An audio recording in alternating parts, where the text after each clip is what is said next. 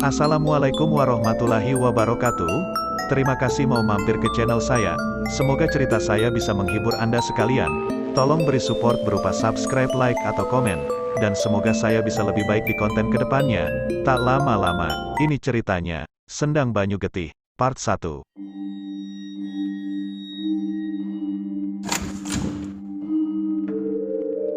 Desa ini dikutuk. Gemericik air seolah memanggil seseorang untuk mendekat ke dalam hutan. Siapapun tidak akan menduga akan apa yang ia temukan. Sebuah sendang dengan air berwarna hitam. Ada hal mengerikan yang tidak mereka sadari di sana, sebuah kenyataan bahwa sudah ada ratusan mayat terbaring di dasarnya. Sendang Banyu Getih. Terlihat seorang pria berjalan memasuki rimbunnya hutan yang hampir jarang sekali dijamah oleh manusia. Wajah dan pakaiannya begitu lusuh. Terlihat ruam di matanya bersama bekas luka dan darah yang menjadi riasan di sekitar pipinya. Suara langkah kakinya berdampingan dengan sesuatu yang ia seret sambil tertatih. Isak tangis terdengar dari setiap langkah yang ia lalui, namun seperti lembaran yang sudah bergerak, sudah tidak ada lagi air mata yang bisa menetes di pipinya. Pria itu terhenti di sebuah sendang di tengah hutan. Entah dari mana sendang itu mendapatkan airnya, namun hitamnya warna permukaan sendang itu seharusnya membuat setiap manusia menjauhinya. Ini bayaran atas permintaanku, ucap pria itu seolah berbicara dengan sesuatu yang ada di sendang. Tak ada jawaban apapun selain riak air yang tercipta dari pertemuan antara angin dan permukaan air hitam itu. Walau begitu, pria itu percaya ada yang mendengarkan ucapannya. Ikatan tali dilepas. Bungkusan kain yang sebelumnya dibawa dengan diseret itu akhirnya bisa terbuka. Pria itu menangis sejadi-jadinya tanpa air mata, namun sayangnya ia tidak bisa mundur lagi. Jasad seorang anak kecil perempuan terbaring di bungkusan kain itu, tubuhnya pucat, kulitnya membiru dan mulai membengkak, bercak darah masih terlihat di beberapa bagian kulit dan bajunya. Dengan sisa tenaganya pria itu menggendong jasad anak perempuan itu dan membawanya tepat di depan sendang. Ia melihat sekelilingnya, namun semua terlalu hening. Bahkan suara serangga pun tidak terdengar malam itu. Pria itu terus menangis sembari mencelupkan seluruh tubuh anak kecil itu hingga perlahan-lahan tenggelam ke dasar sendang. Awalnya semua hening seperti sebelumnya. Pria itu pikir, mungkin ia akan menyesali apa yang ia perbuat. Namun tiba-tiba jasad anak kecil itu tertarik masuk ke dasar yang lebih dalam dan mulai menghilang dari pandangan pria itu. Saat itu hawa semakin dingin, riak air sendang semakin deras seolah menandakan munculnya sesuatu dari dalam sendang. Dan benar saja, terlihat sosok kepala-kepala manusia memenuhi sendang itu dan mengintip ke permukaan air. Mereka hanya menampakkan wajahnya dari ujung kepala hingga sebagian hidungnya. Matanya menyala merah dengan terus menatap ke pria itu. Rasa takut menjalar ke tubuh pria itu, sosok-sosok yang mengambang-ngambang di permukaan sendang itu berhasil membuat pria itu merinding dan terjatuh di pinggir sendang yang dangkal. Kengerian itu tak berhenti sampai di situ. Sekali lagi dari dalam air muncul sesuatu yang mengambang. Perlahan tubuhnya terus naik seolah ia berjalan di permukaan air yang dangkal. Sosok itu tidak kalah mengerikan. Wanita berwajah pucat dengan rambut yang tak berbentuk. Tubuhnya dipenuhi borok dan sisik aneh dengan baju kebaya yang telah terkoyak. Seberapa berharga tumbal yang kamu hanyutkan? Makhluk itu mendekat ke arah pria itu hingga jarak antara wajah mereka hanya beberapa jengkal. Pria itu ketakutan melihat sosok itu, namun kehadirannya menandakan apa yang ia lakukan sesuai dengan tujuannya. Walau begitu, pria itu malah menangis seolah meledakkan penyesalan di dalam dirinya. Ia mengacak-acak rambutnya dan beberapa kali memukul tanah dan air di sekitarnya untuk membuat pikirannya lega. Namun yang terjadi malah sebaliknya. Jasad itu dipastikan akan bersemayam bersama makhluk-makhluk mengerikan itu. Sekali lagi kutanya, seberapa berharga tumbal yang kau hanyutkan? Pria itu menatap makhluk misterius itu tanpa bisa menghentikan tangisnya. Dia anakku, jawab pria itu. Seketika suara tawa makhluk itu pecah hingga terdengar ke penjuru hutan. Makhluk-makhluk yang mengintip dari permukaan sendang pun ikut menyeringai. Sudah hampir 5 tahun aku berpindah ke ibu kota bersama dengan seluruh keluargaku. Semenjak Bapak mendapat penempatan kerja di sana, hampir tidak ada alasan untuk kami sekeluarga untuk pulang kampung ke desa kelahiranku itu. Desa Banyujiwo, itulah nama desaku. Sebuah desa yang terletak di selatan Jawa Timur. Bukan desa yang terkenal, namun desa ini sesekali masih menjadi tempat singgah bagi pelintas jalur antar kota yang melewati jalur selatan. Saat ini aku masih menikmati pemandangan dari jendela bas yang kutumpangi. Sudah sangat jarang aku melihat jalan dengan jalur-jalur pegunungan yang dipenuhi pepohonan yang masih hijau. Sayangnya jalur pegunungan yang penuh tikungan ini kadang membuatku kepalaku sedikit tidak nyaman. Bukannya tanpa alasan aku seorang diri memutuskan untuk kembali ke desa, salah satunya karena rasa rindu dengan teman-teman masa sekolahku. Tapi yang terpenting sudah 1 tahun ini hampir tidak ada kabar dari desa. Entah karena mereka semakin sibuk atau memang sudah lupa terhadap keluarga kami. Terminal-terminal, teriak kernet bas yang memberi aba-aba untuk penumpang yang akan turun. Aku pun bersiap dengan menurunkan tasku dan berjalan ke pintu sisi depan bas. Nek sampeyan wis ngroso ora penak ndang lungo ninggal he tempatku iyo, ojo kesuwen ning kono. Kalau kamu sudah merasa tidak enak, segera pergi tinggalkan tempat itu ya, jangan terlalu lama di sana. Tiba-tiba nenek yang duduk di kursi depan berbicara sembari menepuk pundakku. Maksud Mbah? Tanyaku. Namun belum sempat berbicara lagi, bis sudah berhenti dan membukakan pintu untukku. Kernet bus pun segera mempersilahkanku untuk turun bersama penumpang yang telah mengantri di belakang. Aku masih penasaran dengan apa yang dimaksud oleh Mbah itu. Tapi saat aku menoleh ke arah bis itu lagi, aku tidak bisa melihat keberadaannya di kursi depan tempat ia menepuk pundakku tadi. Aku pun tidak mau ambil pusing atas kejadian itu dan segera mencari angkutan umum untuk menuju ke desaku, Desa Banyujiwo. Perlu setengah jam perjalanan untuk bisa sampai di jalur menuju desa.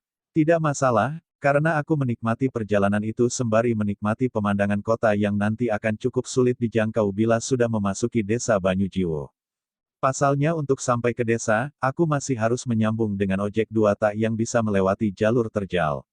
Beruntung aku sampai saat hari masih siang, sudah ada beberapa tukang ojek yang bersiap mengantarku menunggu di ujung jalan setapak. Walau jalurnya sulit, tapi Desa Banyujiwo tidak berdiri sendiri di tempat itu, ada beberapa desa lain yang bernasib sama dalam hal akses ke desa. Lamase asli Seko Banyujiwoto. Lamasnya asli dari Desa Banyujiwoto. Tukang ojek itu membuka pembicaraan. Iyo mas, nanging wis pirang tahun ora mulih. Bu omahku saiki bentukane koyo opo, iya mas, tapi sudah berapa tahun tidak pulang. Nggak tahu rumahku sekarang bentuknya kayak apa. Tapi kalau masih ingat pulang itu sudah bagus loh, biasanya kalau sudah kenal gaya hidup ibu kota sudah pada tidak mau lagi pulang ke sini, balasnya. Perjalanan itu kami lalui sembari mengobrol hal-hal ringan agar perjalanan tidak terasa terlalu lama. Menjelang maghrib, sampailah aku di Gapura desa. Aku hampir tidak percaya pernah tinggal di desa ini selama belasan tahun. Tulisan nama desa masih belum berubah, hanya saja ada bekas hiasan-hiasan baru sisa-sisa dekorasi acara kemerdekaan. Matur nuwun yo mas, aku menyerahkan beberapa lembar uang untuk tukang ojek itu dan bersiap meninggalkannya. Mas, tukang ojek itu memanggilku lagi. Kali ini ia mengernyitkan dahinya seolah mengingat-ingat sesuatu. Masnya simpan nomor saya ya mas. Nanti kalau ada apa-apa telepon saya saja, biar saya jemput, ucapnya. Sebenarnya aku mau menganggap ucapan itu sebagai promosi jasanya. Tapi raut wajahnya terlihat bahwa bukan itu saja maksudnya. Memangnya ada apa mas? Tanyaku. Tukang ojek itu berusaha mengingat sesuatu. Dari raut wajahnya sepertinya itu bukanlah hal yang baik. Beberapa bulan lalu saya pernah mengantar seseorang ke desa ini. Dia bukan warga desa Banyujiwo.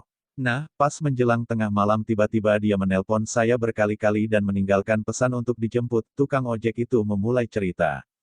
Terus mas, saya tidak mengangkatnya karena sudah ketiduran. Paginya saya telpon balik, nomornya sudah tidak aktif. Dan pas saya mengantar orang ke desa ini, saya tanyakan tentang orang itu namun sama sekali tidak ada petunjuk mengenai keberadaannya. Aku mengernyitkan dahi mencoba mencerna cerita tukang ojek itu. Menghilang. Diculik atau bagaimana mas? Tanyaku. Ndak tahu, sampai sekarang masih menjadi misteri. Yowis saya pamit dulu ya mas, keburu gelap balasnya. Aku hanya menggeleng mendengar cerita orang itu. Orang menghilang di desa ini. Seumur-umur aku hidup di desa ini, aku belum pernah mendengar cerita tentang hal itu. Tapi, tidak ada salahnya aku menyimpan nomor orang itu untuk mengantarku pulang nanti. Mas Tiko. Tanya seorang pemuda yang kebetulan melihat kedatanganku sembari melintas. Iya, sebentar. Pak Sukoco bukan? Tanyaku sembari mengingat-ingat wajah orang itu. Ealah, suwi ora merene nganti pangling aku, ealah, lama nggak kesini sampai pangling kau. Ucapnya sembari memperhatikanku dari ujung kaki ke ujung kepala. Ke rumah kan? Ayo saya antar. Tenang saja, rumahmu dirawat sama Mbah Sagimin kok, jadi masih layak tinggal, lanjutnya. Iya Pak, matur nuwun yo, kangen aku sama Pak Sukoco sama warga yang lain juga, balasku. Pak Sukoco memang cukup dekat dengan keluargaku saat masih tinggal di sini. Selain sering membantu Bapak mengurus kebunnya dulu, Pak Sukoco juga paling bisa diandalkan untuk membantu Bapak membereskan masalah rumah seperti genteng bocor dan sejenisnya. Seingatku ia mempunyai seorang anak perempuan. Serintil namanya. Mungkin saat ini ia sudah sekolah di tingkat SMA.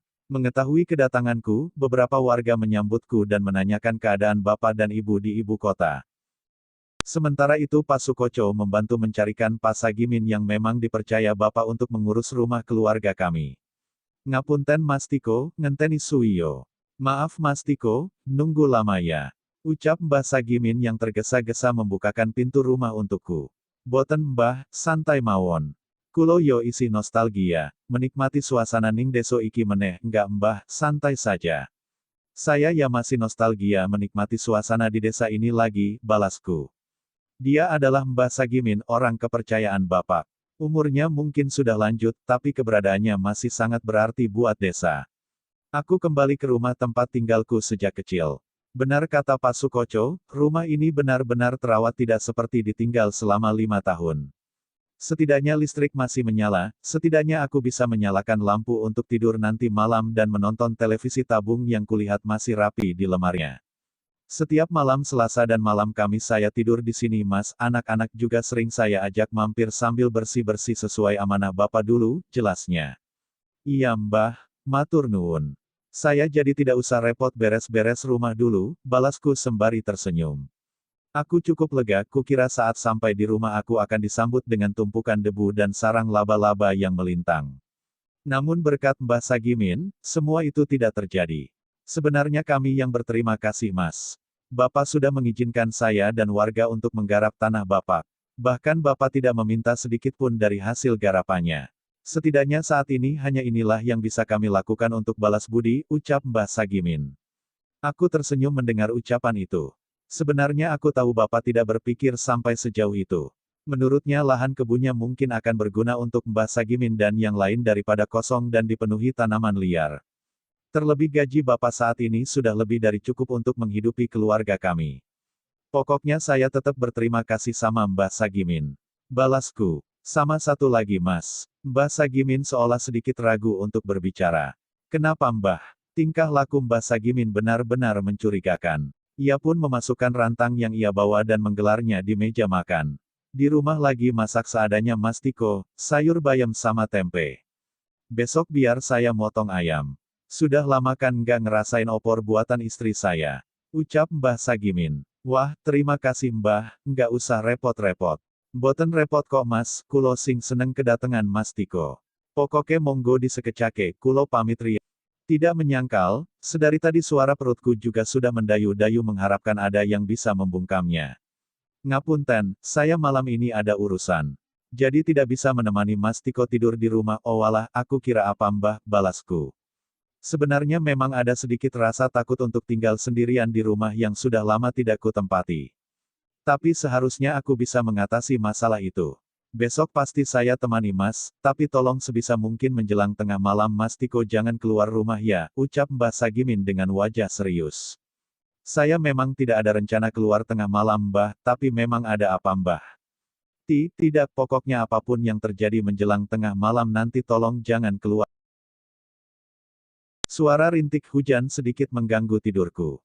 Walaupun tidak deras namun beberapa kali suara getaran jendela terdengar dari angin yang berhembus membangunkanku.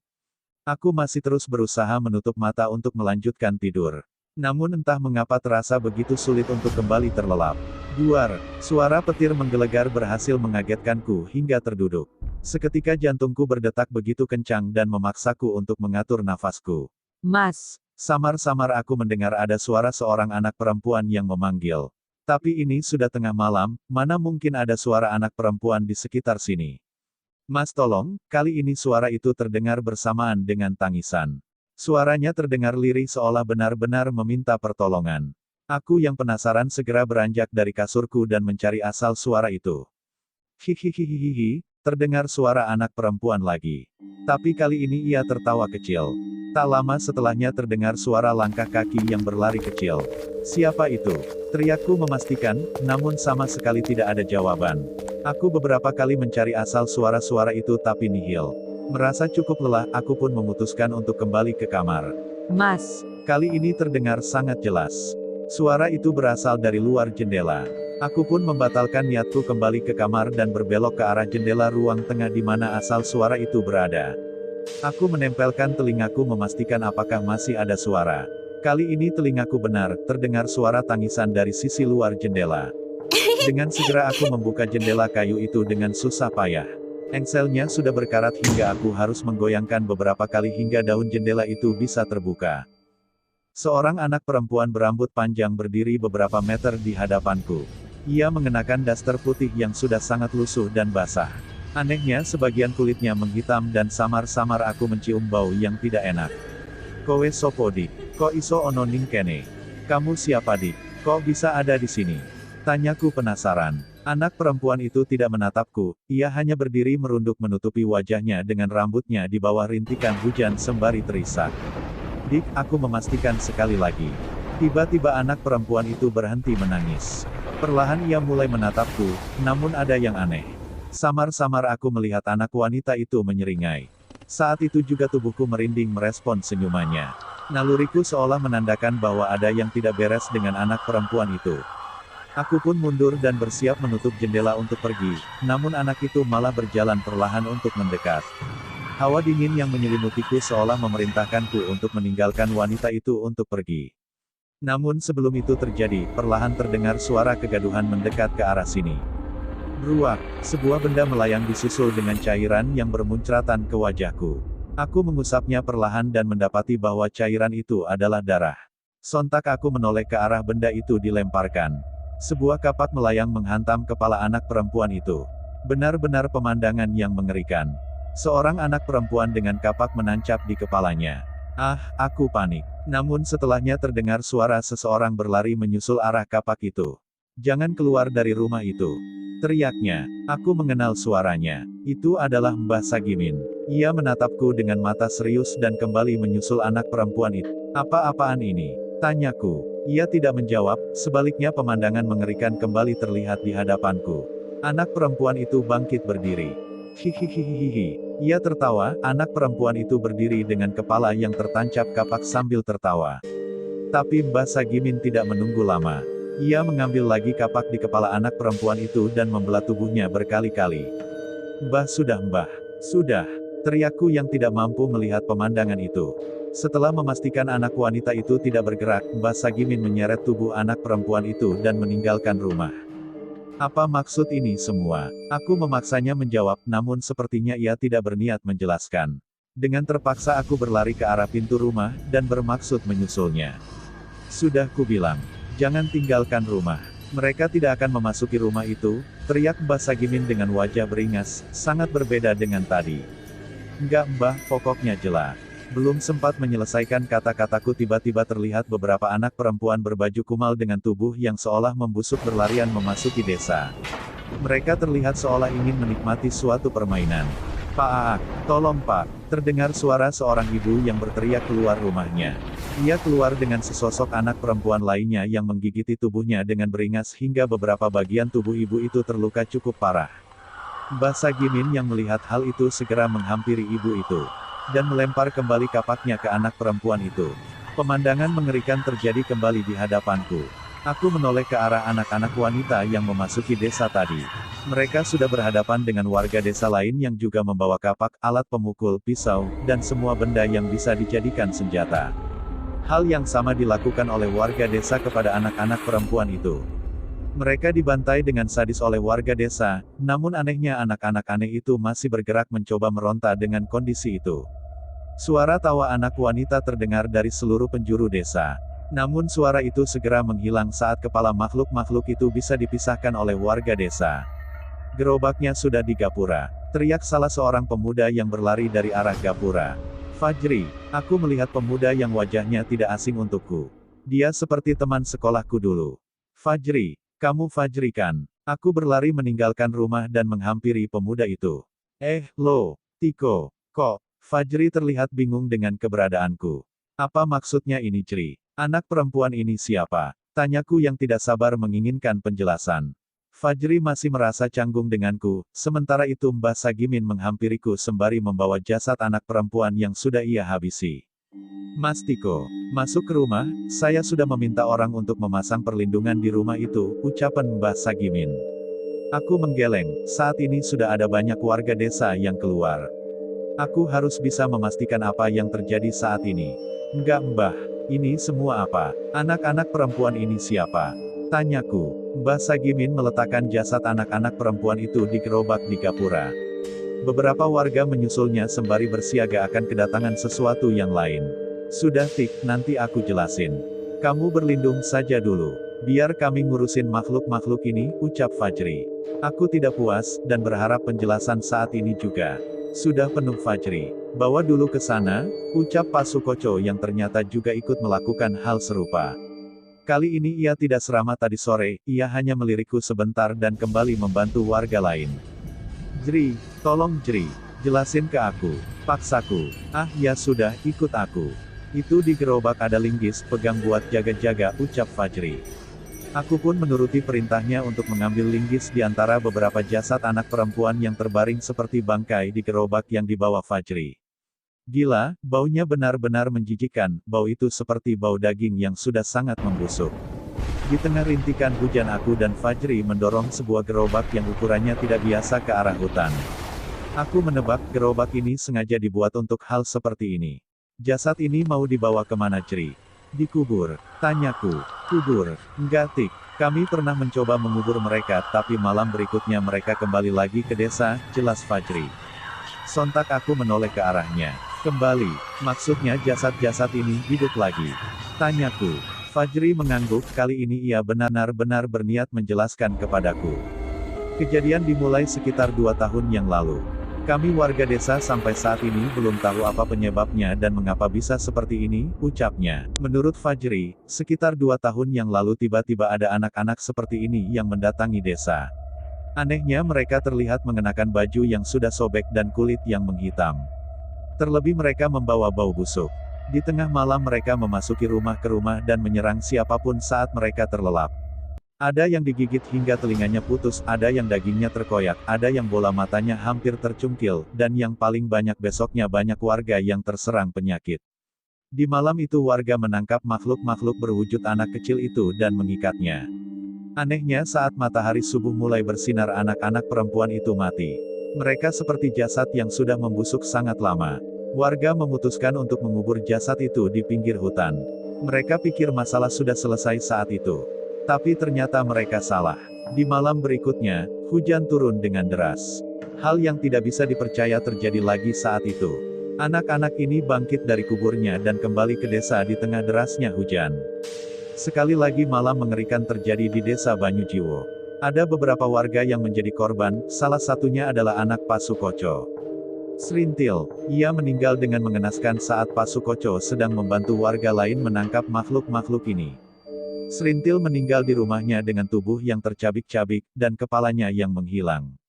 Esoknya warga segera mencari bantuan orang-orang pintar untuk menangani masalah ini, namun hampir tidak ada satupun yang bisa mengatasi. Sampai ada salah satu orang pintar yang mendapat petunjuk. Jasad-jasad ini harus dibuang di sendang Banyu Getih yang berada di dalam hutan. Cerita Fajri terhenti tepat saat kami tiba di sebuah sendang yang berada di tengah hutan. Sendang dengan air yang berwarna hitam pekat yang menyatu dengan akar-akar pohon kering. Aku mencium bau menyengat dari sendang ini. Ini yang dimaksud sendang Banyu Getih. Tanyaku. Fajri mengangguk, ia mendekatkan gerobaknya ke pinggir sendang itu dan bersiap menghanyutkan jasad-jasad anak perempuan tadi ke dalam sendang. Aku mencoba membantu sebisaku. Bau dari jasad-jasad dan sendang ini benar-benar membuatku merasa mual. Kalau memang sudah pernah melakukan itu, kenapa anak-anak ini bisa kembali lagi ke desa? Tanyaku. Aku nggak tahu Tik, tapi makhluk-makhluk itu kembali bangkit tiap malam-malam tertentu. Sesepuh desa seperti Mbah Sagimin yang mengerti hitungannya.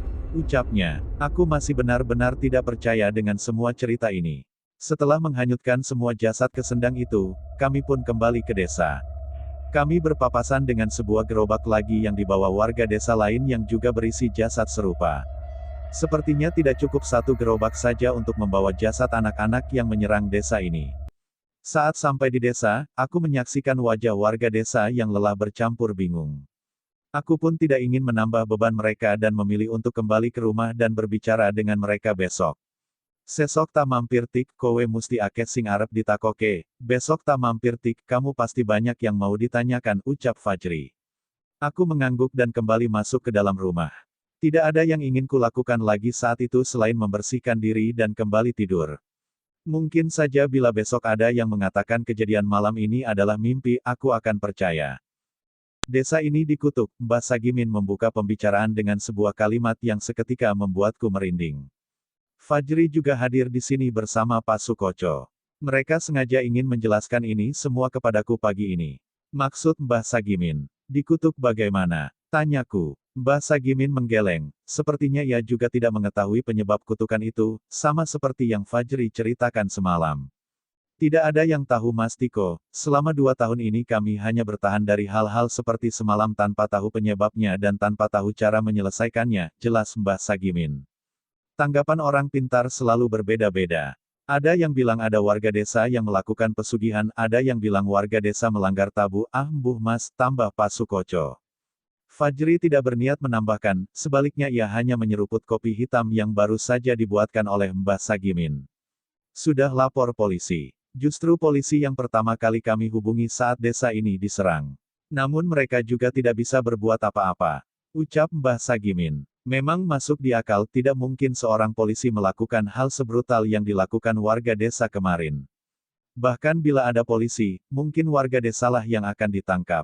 Oh iya Pak Sukoco, saya turut berbela sungkawa ya atas kepergian Serintil, ucapku. Terima kasih Mas Tiko, maaf saya tidak berani untuk cerita, balasnya. Perbincangan pagi itu menceritakan hampir semua yang sudah diceritakan oleh Fajri kemarin. Menurut mereka, saat ini sudah ada orang pintar yang membantu menangkal serangan makhluk itu namun hanya beberapa rumah yang bisa terlindung karena syarat yang dibutuhkan cukup sulit. Tapi menurutku hal itu bukanlah solusi jangka panjang. Siangnya, aku pun memutuskan untuk menceritakan hal ini kepada Bapak. Sendang Banyu Getih. Bapak tidak pernah menyangka warga desa akan ke tempat itu lagi, ucap Bapak heran. Iya Pak, menurut orang pintar yang membantu warga, hanya cara itu yang bisa menahan makhluk-makhluk itu, balasku. Bapak terdengar menghela nafas. Dari suaranya ia sepertinya juga tidak menyangka akan mendengar berita seperti ini dariku. Tapi keadaan warga desa bagaimana? Mbah Sagimin. Pak Sukoco, teman-temanmu. Tanya Bapak. Baik Pak, tapi anak Pak Sukoco juga jadi korban tahun lalu. Si Serintil, jawabku. Bapak cukup kaget mendengar kabar itu, pasalnya saat masih tinggal di sini, Serintil kecil sering main ke rumah dan bermain dengan Bapak dan Ibu. Kita harus bantu warga desa Le, coba kalau kamu ada kenalan orang yang bisa membantu. Bapak juga sambil mencari informasi dari sini. Kalau masalah bayaran nanti Bapak siapin, ucap Bapak. Aku cukup senang mendengar reaksi Bapak. Tapi seperti cerita Mbah Sagimin tadi, sudah banyak orang pintar yang ke sana namun masih saja gagal. Apa aku dan Bapak bisa mencarikan orang yang bisa menyelesaikan kutukan di desa ini? Mas mau coba ke desa Bonomulyo ga? Di kota sebelah, ucap tukang ojek yang mengantarku kemarin. Ia memang sengaja kuhubungi untuk mengantarku ke kota untuk mencari informasi tentang kejadian semalam ke polisi setempat. Namun benar ucapan warga desa, mereka seperti pura-pura tidak tahu dengan kejadian itu. Bonomulyo, ada orang pintar di sana.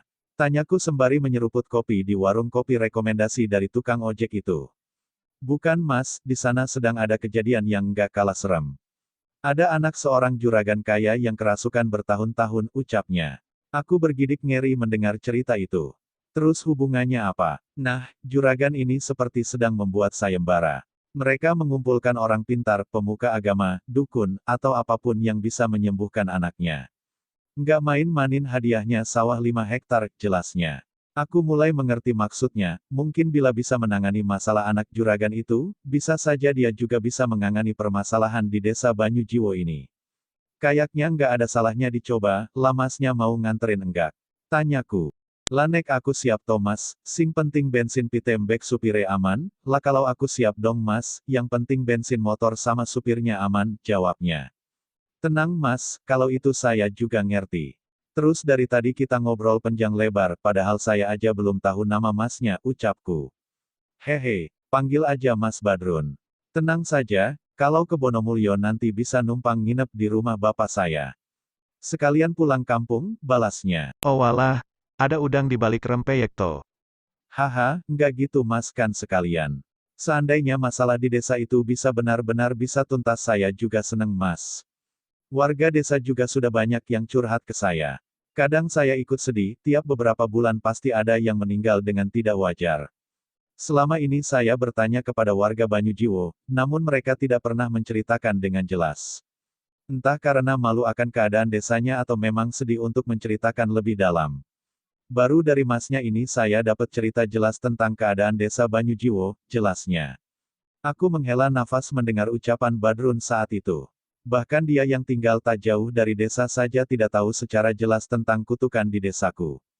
Mungkin saja bila aku baru datang hari ini, warga desa akan menyembunyikan tentang kutukan desa itu juga padaku. Hari itu kuputuskan untuk meninggalkan desa Banyujiwo sementara. Semoga saja dengan mendatangi desa Bonomulyo aku bisa mendapatkan Jalan untuk menyelamatkan desaku. Dan terima kasih sudah mengikuti part ini hingga akhir. Mohon maaf apabila ada salah kata atau bagian yang menyinggung. Buat yang mau baca duluan atau sekedar support bisa mampir ke @karyaraksa_itya. Di part 2 kita akan mampir lagi ke desa Bonomulyo.